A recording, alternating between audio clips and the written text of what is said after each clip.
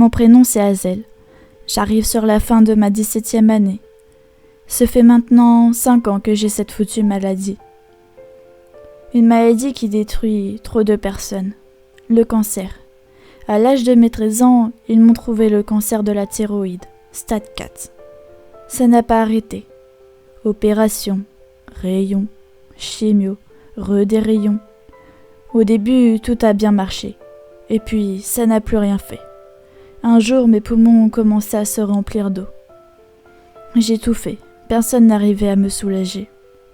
Ça aurait dû s'arrêter là. Mes parents me disaient que je pouvais lâcher prise, mais je n'avais pas envie de mourir à mon âge. Mais il s'est passé un truc bizarre. Les antibiotiques ont commencé à agir, ils ont guéri mes poumons, et au bout d'un moment, j'ai repris des forces. C'était un miracle.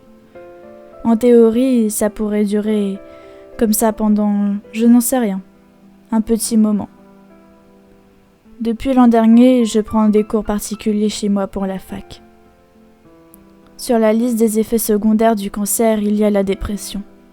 Mais ce n'est pas le cancer qui provoque la dépression, c'est mourir. Et c'est ce qui était en train de m'arriver. Alors pour y échapper, je fais le plus d'activités possible. Je passe des soirées avec mes amis, je vais découvrir des monuments, je lis tout plein de livres. Le plus important dans une IRM, c'est de rester complètement immobile. Mais ce jour-là, c'était juste impossible. J'allais partir à Amsterdam. Mais malgré tous ces efforts parcourus, quelque temps après, dans la nuit avant de partir à Amsterdam, mes poumons se sont engorgés d'eau à nouveau, et je manquais d'oxygène. Mes parents m'ont de suite emmené à l'hôpital.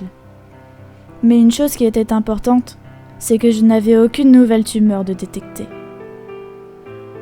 Mais ce qui m'est arrivé n'est qu'un accident, et je peux surmonter ces choses-là. Mais quand j'ai demandé au médecin si je pouvais quand même prendre l'avion pour aller à Amsterdam, et qu'ils m'ont répondu « Non, il n'y a pas de solution », le monde m'est retombé dessus. Je ne savais plus quoi faire, je ne voulais plus parler à personne. Je regardais ma balançoire, je ne répondais même plus aux messages de mes amis. Je réfléchissais, puis je me suis dit que ça ne servait à rien de ne parler à personne. Au fond de moi, je n'étais pas bien, mais à ce moment-là, je savais pas ce qui n'allait pas. J'avais juste en tête, c'est d'aller à Amsterdam.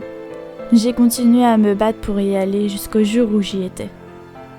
Au jour d'aujourd'hui, j'ai encore le cancer, cette foutue maladie qui nous détruit pas à pas, sans même s'en rendre compte.